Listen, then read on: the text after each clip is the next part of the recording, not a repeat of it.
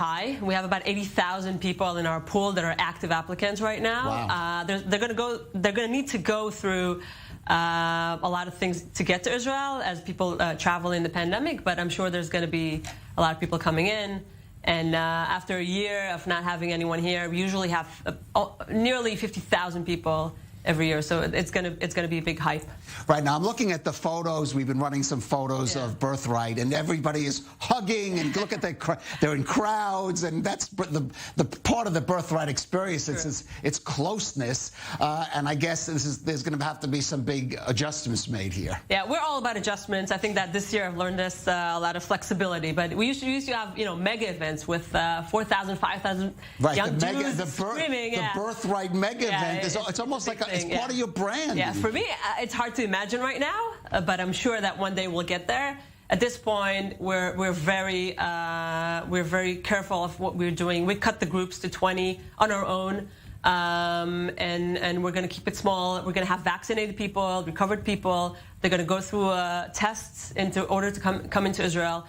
And we actually, I'm very happy that the Ministry of Health gave us this credit to bring people in a safe way to keep them healthy and the Israeli population healthy as well. Right. Now, of course, the North America is a focus, but as I mentioned, Birthright expanded to 67 countries. How is it handling? Some of these countries are still in, complicated situations with the coronavirus. We're definitely launching U.S. only. So it's U.S. only at this stage. U.S. only. We want to really focus on places with a large population of vaccinated people. So that's U.S. for now. We're going to start off.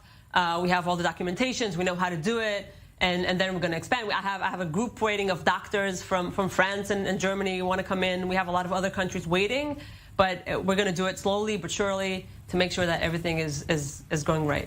Right. Now, you said that there's a demand, maybe a pent-up demand, but on the other hand, some of these are younger people. You might have to deal with parents and assurances. I mean, what kind of assurances are you giving, for example, the families, certainly some of the younger participants that might be coming? So Birthright Israel is 18 plus, so they are adults. We are dealing with parents, I can tell you that. I should say families or... Right. So, I mean, first of all, Birthright Israel has an impeccable history. So we've brought people over the past 20 years through intifadas, through wars, through security situations with really zero situations. So I think people trust the brand, which is very important.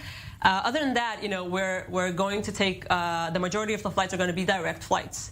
The groups are going to be small. They're going to go through a serological test, testing antibodies, PCR tests, making sure they don't have COVID.